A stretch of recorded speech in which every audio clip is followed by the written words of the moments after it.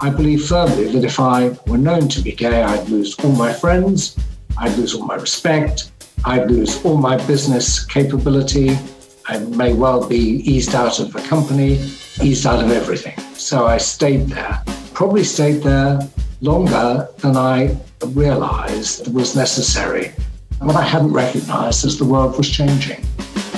Hello, ladies and gentlemen, and welcome to another episode of Crazy Money. This is your host, Paul Ollinger, but you knew that. It is a great day to be alive, and I'm coming to you live from Atlanta, Georgia, where I'm doing my best to carpe some diem and gather some rosebuds. I hope you're doing the same, because you've only got 24 minus whatever hours it is today left to make your day extraordinary. So one of the ways you can do that is by sticking with me and listening to this interview with an incredible gentleman by the name of Lord John Browne.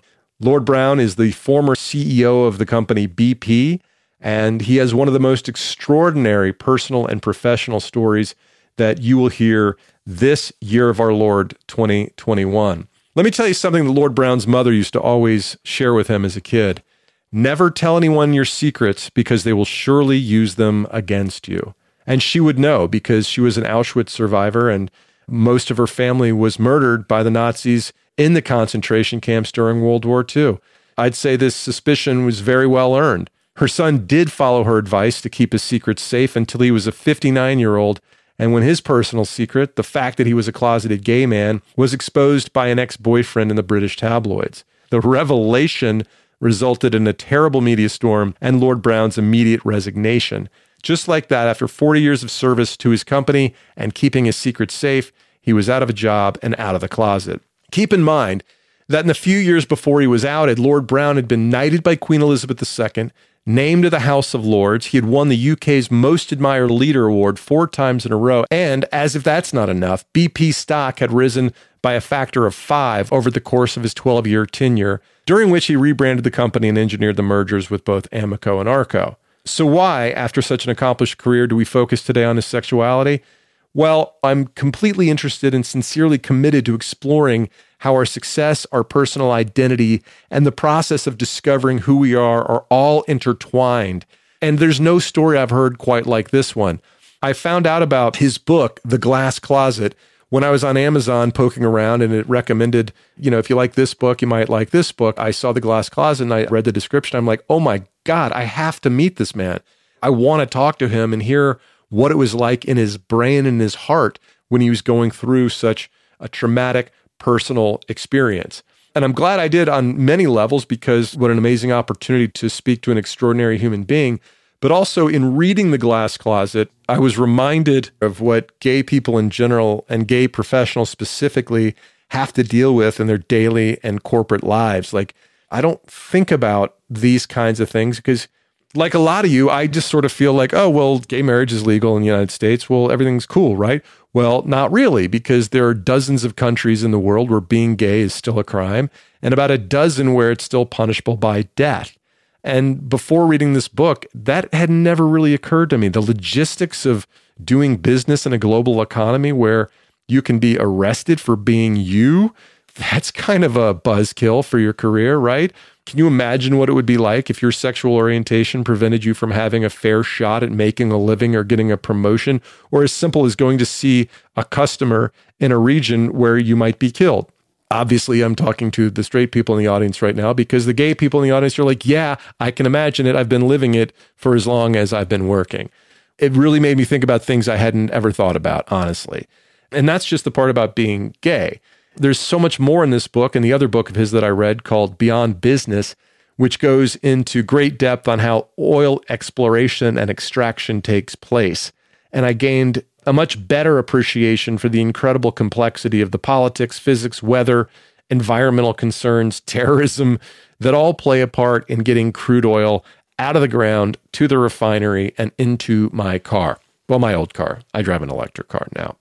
Here's more about Lord Browne. John Browne, Baron Browne of Mattingly, served as BP's CEO from 1995 until 2007, When he took the company's helm, it was still called British Petroleum, from which he oversaw the rebranding to BP. But that name change was only one of several major changes he oversaw at the energy giant. He also engineered mergers with Amoco, Arco, and major exploration projects around the globe. His accomplishments and accolades are far too numerous to list here, but I'll mention just a few. He's the former president of the Royal Academy of Engineering, former chair of trustees at the Tate Gallery, and has served on the boards of Intel, Daimler-Benz, and Goldman Sachs. He's the author of 5 books, including The Glass Closet, Why Coming Out is Good for Business. He holds a BA in physics from St. John's College, Cambridge, and earned a master's degree at Stanford. I want to thank Lord Browne for the gracious manner in which he entertained the questions from this earnest and mostly unknown podcaster. I hope I did a fair job, and I hope that you, dear listener, will share this discussion with anyone who might benefit from hearing from it. Ladies and gentlemen, this is Lord John Browne. Lord John Browne, welcome to Crazy Money. Thank you. Lord Browne, would you take me back to early 2007? How was your professional life going? Well, my professional life was going fine. BP had recovered from an accident at Texas City 2 years previously. Profits were in good shape. The company was doing well, and the renewable energy business, a leading indicator of what to do because things had to change with carbon dioxide, was developing. My private life was in a very different position. I had been a gay man, I was a gay man, in the closet for a very long time. I was getting up 60 years old, and I wanted to stay in the closet for reasons that we can go into. But in May 2007, I had tried to bottle up with a series of injunctions a story which a previous boyfriend of mine had sold to the Daily Mail group. And I failed. It came out. It was a scandal of power, politics, lies, all the things that newspapers like. And I concluded at that moment that I had to resign from BP because I would have become a campaign by the newspaper, and that would be no good for me and no good for the company. It was the wrong thing to do. So I resigned without asking whether I should or shouldn't. I walked out of the front door of BP, and that concluded my entire career in BP. I walked out to the throngs of the global press, who then chased me for 3 days on motorbikes and long telephoto lenses, and kept me well tucked away in my apartment in London. And after 3 days, as the saying goes, I became tomorrow's fish and chips. The newspapers were used to wrap up fish and chips. What did it feel like to wake up the day after the story broke? I think in order to answer that question, I should go back and tell you why I was in the closet this long. I was born in the 40s. For those who've seen the latest TV drama, It's a Sin, if they thought that that was a portrayal of bigotry and prejudice against gay people in the 80s, they should try the 40s, 50s, 60s, and 70s. Boys' school in the 50s in England wasn't a very welcoming place, I assume. No. I mean, the whole atmosphere was a very homophobic atmosphere, very homophobic indeed. And of course, until I was at university, it was actually illegal to be gay and do something about it. To go and have sex with another man could end you up in jail, and it may well end you up in the hands of a blackmailer who said, well, we could send you to jail. So the atmosphere was terrible. That was one reason I stayed in the closet. The other one was my mother, who had been through and survived the Holocaust, she was in Auschwitz, kept banging on at me saying, remember, never tell anyone a secret because they will surely use it against you. And then she also would remind me, never be an identifiable member of a minority because when the going gets tough, the majority always hurt the minority. Mm. These are two important and probably enduring values or enduring bits of advice. So that combined with the overall environment said, stay in the closet, throw away the key and stay there. And I did. And I believe that if I stayed in the closet, then I would be safe. And if I came out, I'd be unsafe. I, of course, ran two lives, a public life and a deeply private life, which I tried to hide away, which was fine. Nobody knew who I was. As time went on, of course, more people knew who I was than I knew who they were. Right. So it became more dangerous. Could threaten your job, could do all sorts of things. So I think I did learn about how to read people pretty quickly, but I kept a very deeply held secret life and a public life where I was effectively asexual. And I believe firmly that if I were known to be gay, I'd lose all my friends, I'd lose all my respect, I'd lose all my business capability, I may well be eased out of the company, eased out of everything. So I stayed there, probably stayed there longer than I realized that was necessary. The reason is that I'd convinced myself about the appropriateness of what I was doing. What I hadn't recognized is the world was changing after the 90s. The day after I came out, I said, I've lost all my friends. I'm losing all my business contacts. I have nothing and I will start again somehow. I'm pretty resilient. Only to find that I was flooded with emails of support and letters of support. In those days, people wrote genuine letters and they came to the letterbox, and phone calls remarkable. So that was a moment of great realization that maybe I'd read this wrong and actually people weren't rejecting me. Actually, after 3 days of hiding away from the paparazzi, I walked out to the King's Road to do some necessary shopping. And what was surprising was the number of people who stopped me to shake my hand and say, we're right behind you. Well done. Good for you. And I thought to myself, gosh, this is remarkable.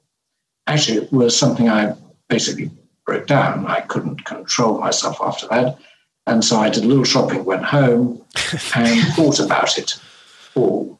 And I thought about it and said, well, I've just got to start again and let's see what happens.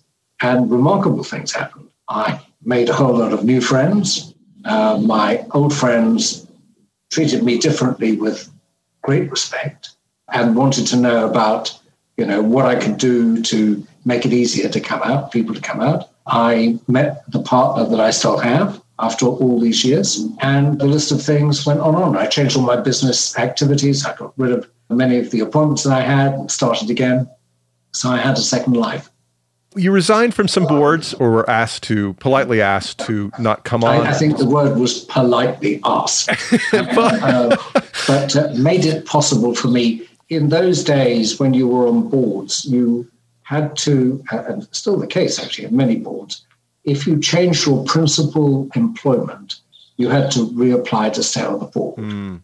And that gave plenty of people a reason to say, well, actually, you're no longer CEO of BP, so why don't you leave, But there were some boards that wouldn't hear of you resigning. What was the makeup or what was the attitude of the people on those boards of the organizations that would be consistent that allowed them to see the bigger picture there?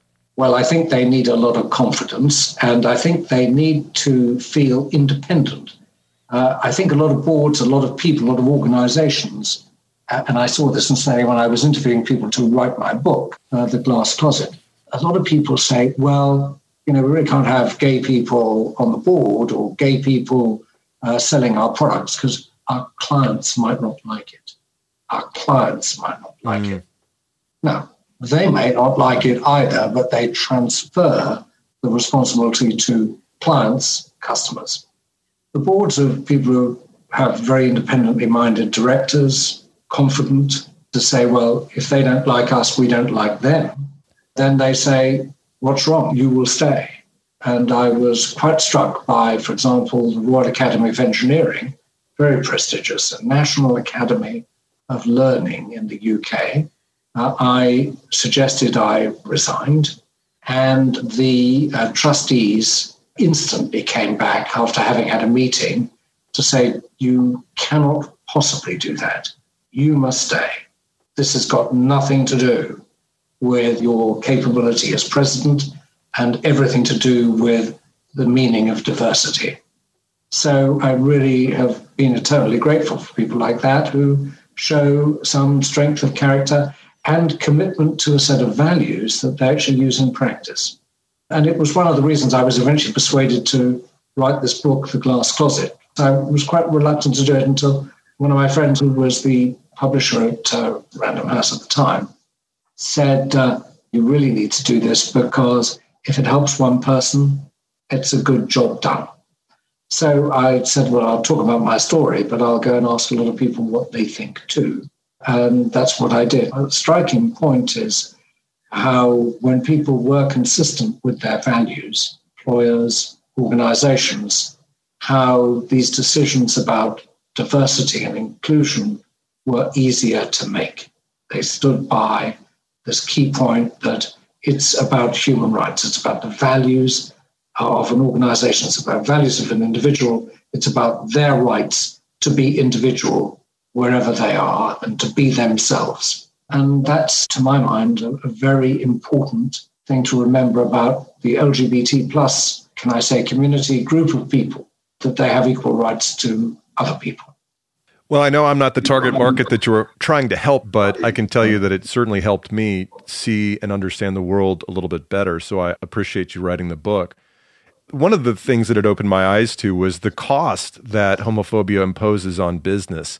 Any new employee to a McKinsey or a Bain has to answer a case interview question. So I've got a case interview question for you, Lord Browne. If you were to calculate the global economic cost of homophobia, how would you go about doing that? I'd simply take 1 to 2% of total returns from the corporate sector and say that's probably the cost. It's huge. How do you arrive at that number? Well, a lot of these long-term academic studies seem to indicate that profits rise by 2%, 2 absolute percent, profit margin, by 2 absolute percent if inclusion is a key plank of a company's life.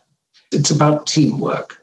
I think that most companies would agree, and most leaders would agree, that to engage their staff in a team deeply to the purpose of what's going on and everyone to believe they're a member of that team creates a far better result. In fact, studies show that the higher the engagement, the higher the profit. The reverse is also true, that if people think that they're threatened as team members, maybe because they're in the closet and nobody's quite sure who they are, and when people say, why don't you bring your wife? And there's a gay man who says, well, actually, I don't have a wife. What they have to say is, I'll be delighted to bring my husband. Or a gay woman can say, I'll be delighted to bring my wife. But if you can't do that, then you feel there's a barrier between you and the team, and it changes the dynamic. Somehow, business has a big social side to it. I don't mean having tea and coffee and gossiping. It's about being part of society. And there are groups of people called teams that really have to rely on one another and bring themselves to the workplace as they really are. And if they don't do that, engagement's down, profits are down. So that's how I come up with my 1 to 2%. One of your early posts in your career was in 1969 in an oil field 650 miles north of Anchorage, above the Arctic Circle. This couldn't have been an ally-rich environment at the time. Did you fit in with the other guys? What was that like? I kind of did, because I was actually the youngest person there. I was I think, one of the few Brits. There were a few Brits. And we worked 2 weeks on, 2 weeks off. 2 weeks in Anchorage, Alaska, and 2 weeks close to Point Barrow above the Arctic Circle doing field work. Anchorage was the sunny break from the oil field. But I do remember one of the 2 things that stick with me. Number one is when it was dark and cold, which was half the year, and it was always cold, but it was deeply cold, you had to dress up with Arctic parka and balaclava, everything. And you froze like a statue, because instantly it was like being freeze-dried. You just instantly froze, and you had to sort of keep banging yourself to be able to move around. And this was a pretty scary thing to do. And you mustn't touch metal with bare hands because you'd leave your hand behind, all sorts of things like that. Secondly, I remember the cabins being steam heated. So it did make people slightly damp when they went out. But the most important piece of entertainment was eating very sweet donuts. And for the first time in my life, I gained about, I should think, 10 kilos, I think, in my time there. Anyway, it quickly went. The point in asking that was for 40 years in a very male-dominated industry, you couldn't bring your entire self to work. And in fact, you had to take extra efforts, emotional, logistical, to keep your identity hidden. How much of a cost did that impose on you emotionally and physically? Well, it's very difficult to say. It certainly was a constant way of life. It was hardly an anxiety. It was, I trained myself to behave this way. Like a spy, you said.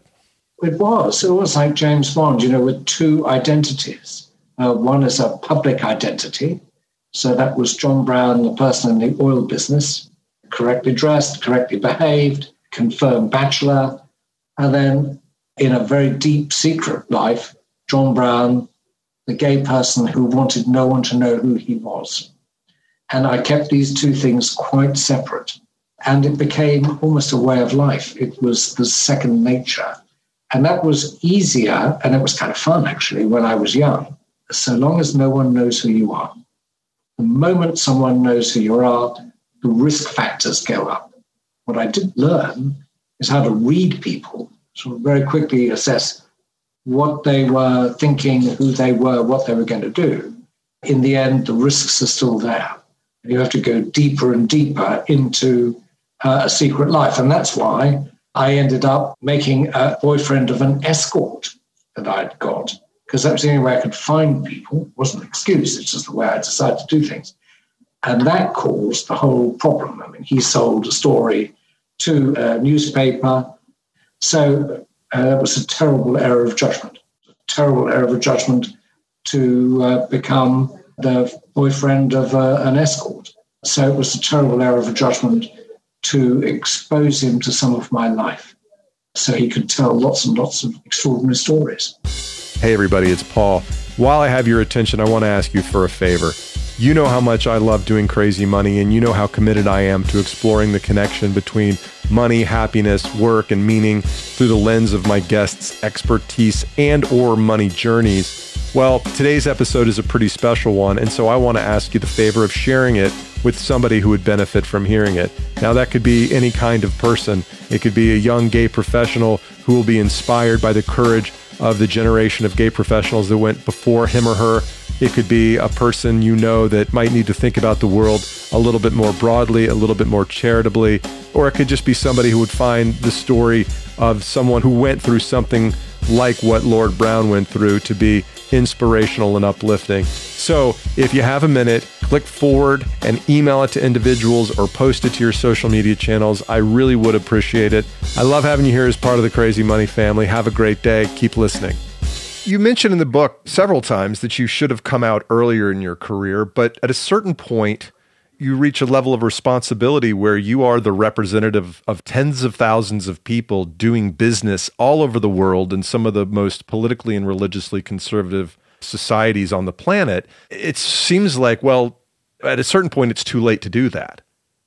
It is. I speak for myself. I invested a lot of time and energy in constructing the house which I was living in, which had these two lives. I'd got used to it. And actually, I was being consistent with myself, continuing to carry on as John Browne, the public figure, John Browne, the secret figure. I carried on way beyond when it was realistic so to do. Actually, when I wrote my book, I took it to a literary festival. Guy got up to the audience at the Q&A session, said, I'm a 40-year-old man. I'm in the oil business. I used to work for a competitor. And I have to tell you that we all knew you were gay. The only problem was none of us were brave enough to come and tell you you were gay. Mm. And I thought in that one statement, it summarized everything. We were all playing our role. I was playing a role, and everyone kind of knew what role that was.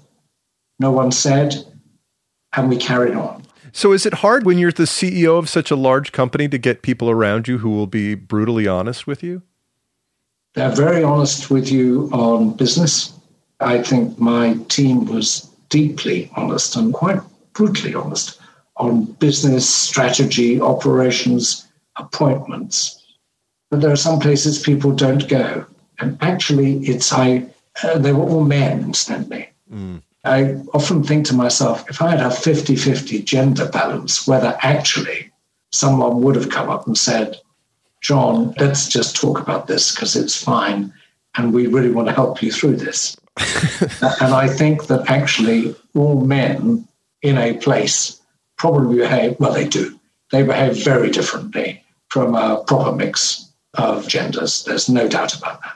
You know, one of the things that struck me in this book is that this happened only 13 years ago. This is really close to where we are today. And yet we've made a lot of progress.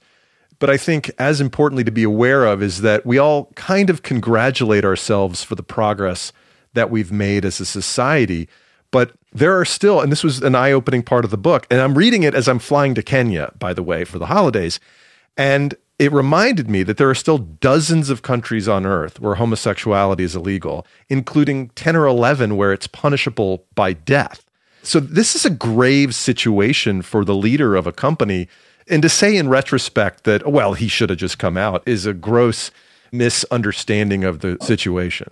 I think coming out is a very personal thing. It's different for every single person. There's no one size fits all. To come out, you have to feel safe about your environment, and you have to think it through.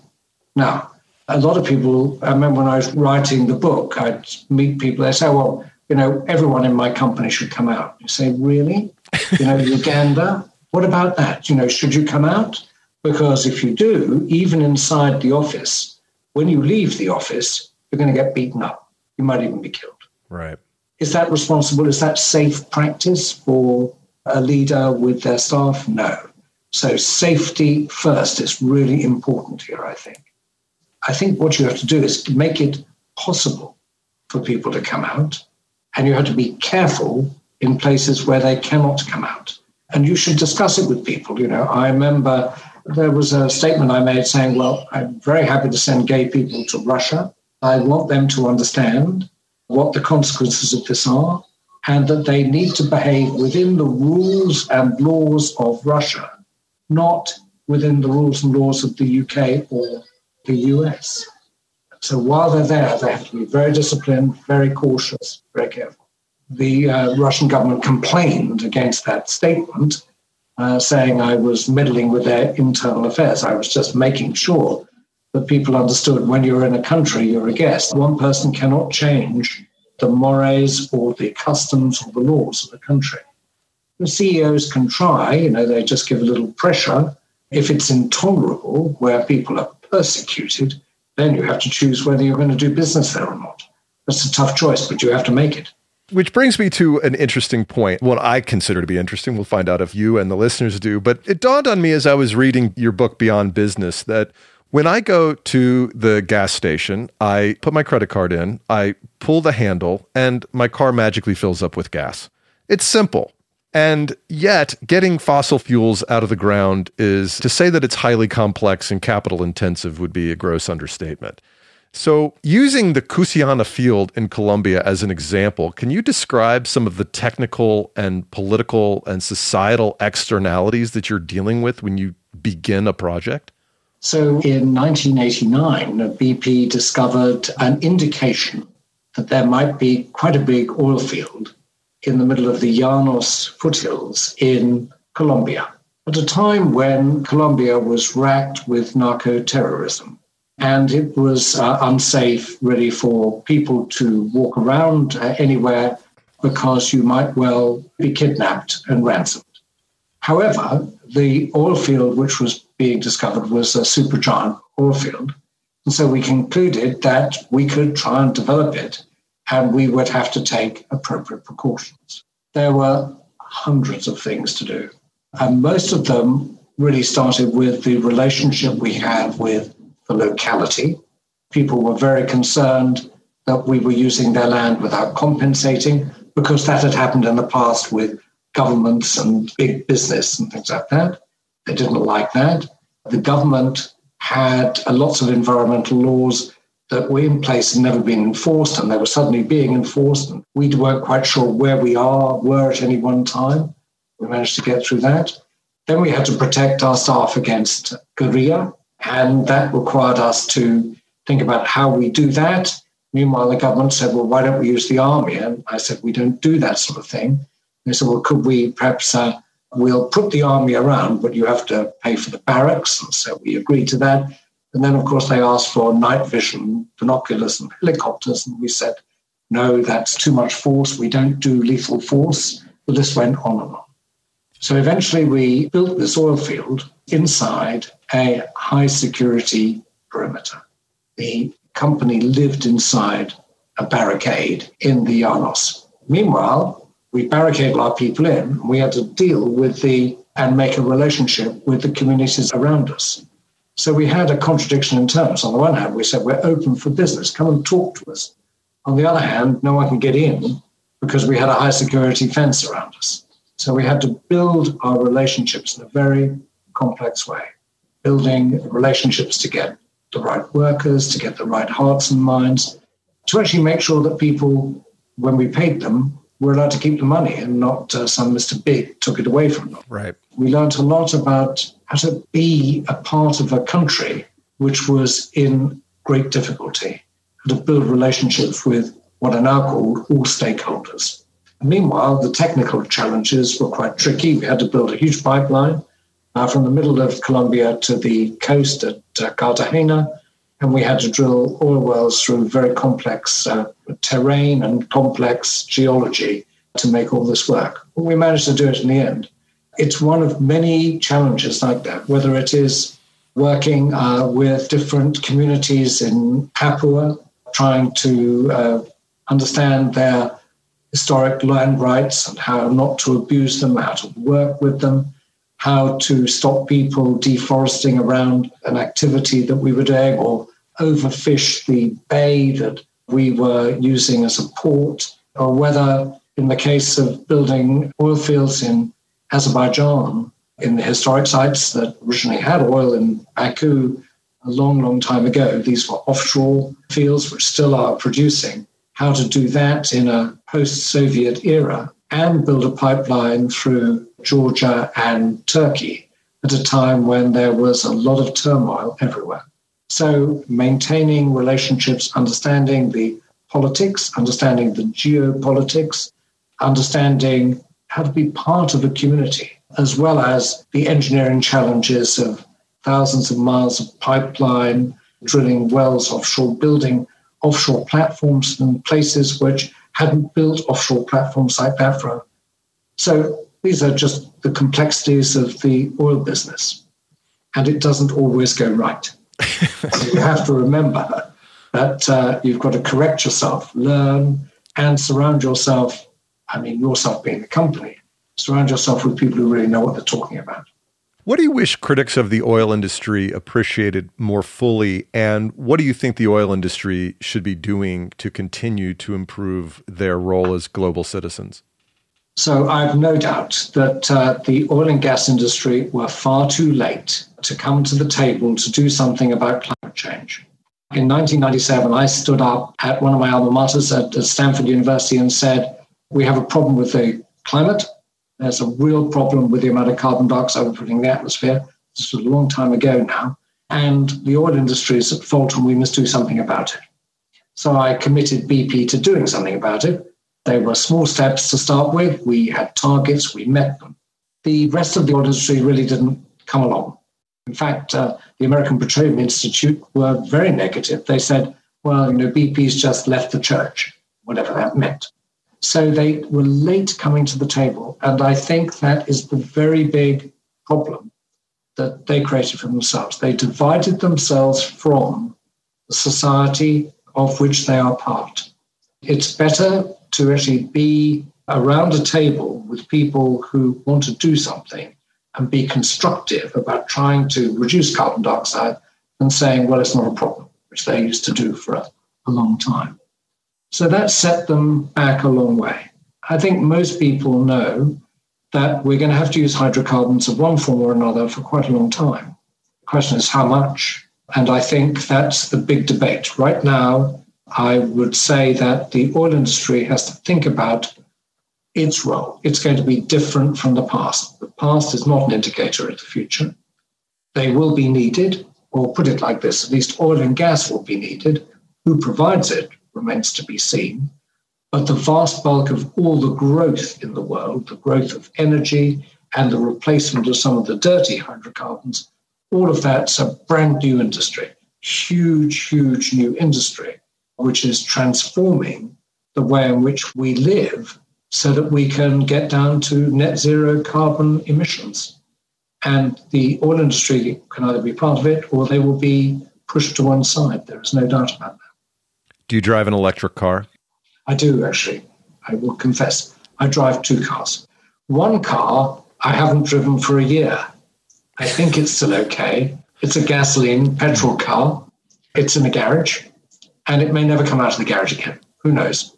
The other one is an electric car. It's a Volkswagen electric car. It's 2 years old, which means it's kind of out of date already. I have been involved with changing the energy mix for a long time. Been running one of the world's biggest renewable energy funds. I'm an investor, private investor in plenty of companies that are trying to do just that, change the energy mix to a low carbon, zero carbon energy mix. What accomplishments at BP are you most proud of?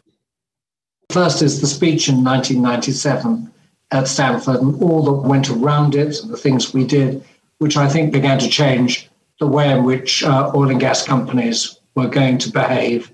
Do you think that speech put a target on you that wasn't helpful as your career became more controversial later on? Yes, definitely. But when you stand up and say something, I guess, if you don't want to have a target, you better keep it. Right. And so, yes, indeed, it did that. Secondly, I think probably another thing that put a target on me was the creation of a super major, where I believe the economies of scale and getting the best of the best from many companies together. I started that trend by emerging with Amoco in 1999. And I think the third thing is BP's attitude towards diversity and inclusion.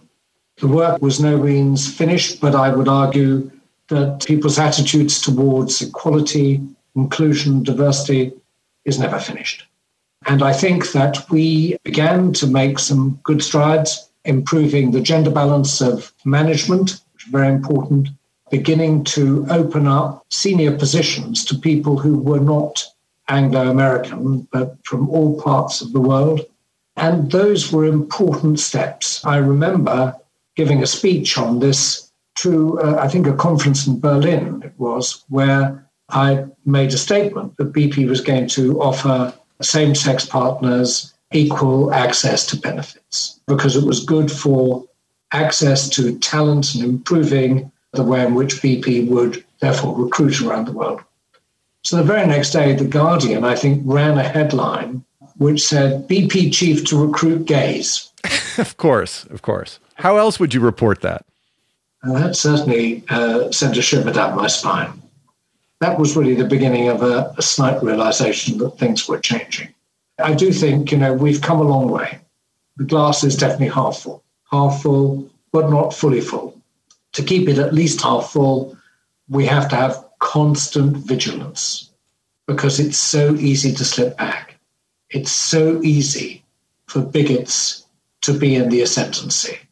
We must do everything to stop that because it's not just LGBT plus, it's not just trans, it's not just gender, it's not just race, it's all of it combined.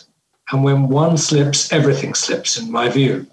We have to remember this is, how people are is an intrinsic human right, the right to be who you are and not to have to conform to someone else's idea of who you might be.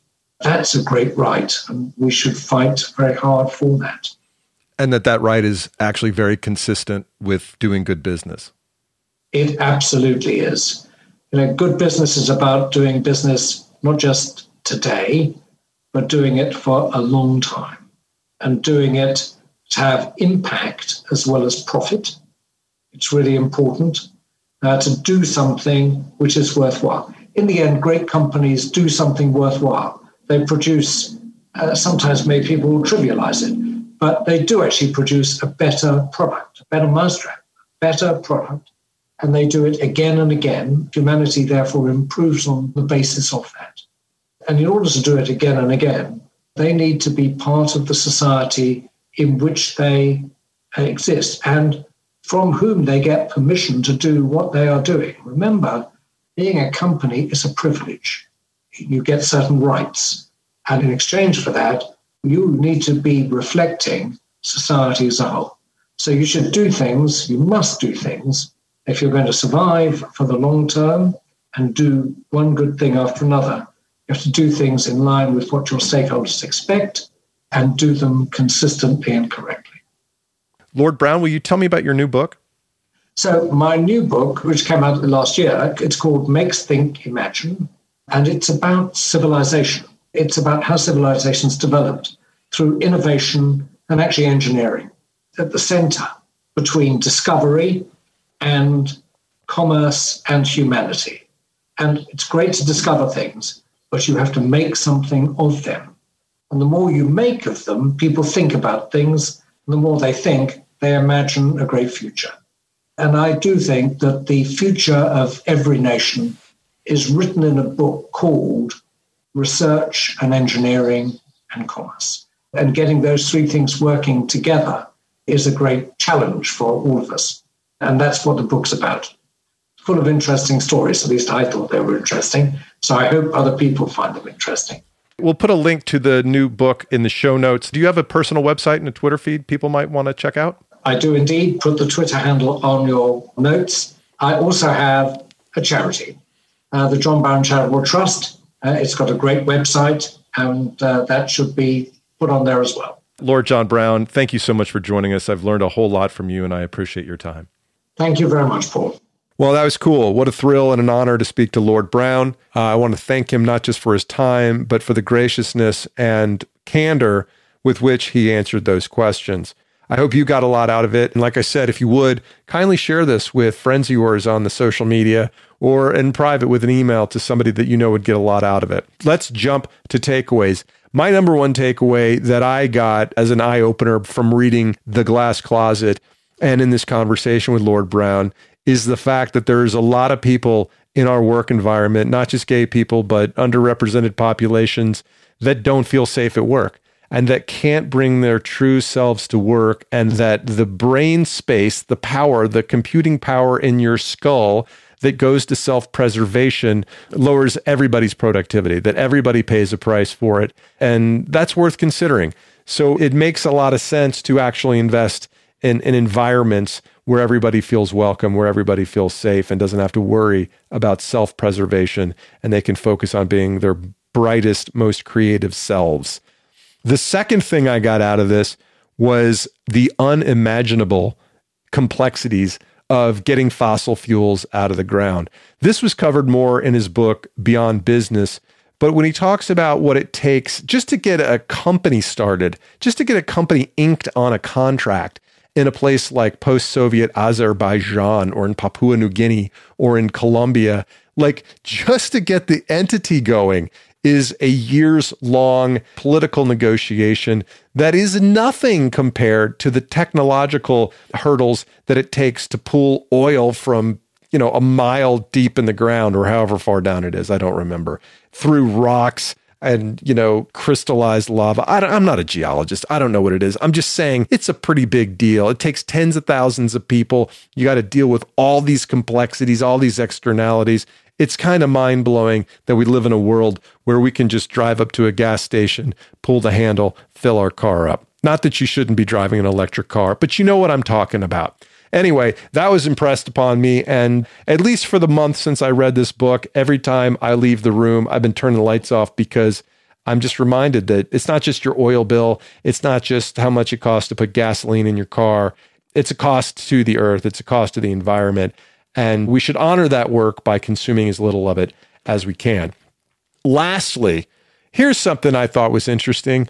The most powerful people on the planet are still just people. They might be titans, they might be multimillionaires, they might even be billionaires, but they still have hearts, they still have brains, they have wants, they have fears, and they are fragile just like you are. And so before you go tweet what an asshole Jeff Bezos is, or, how ungrateful this or that person is, maybe take a second to think about what keeps them up at night, and you might find a little bit of charity and grace in your day that you didn't know existed. All right, that's it. Wow, I'm the most sensitive guy on the planet, aren't I? I'm glad you stuck with me. Thanks for listening all the way to the end. Mike Carano, make me sound smart.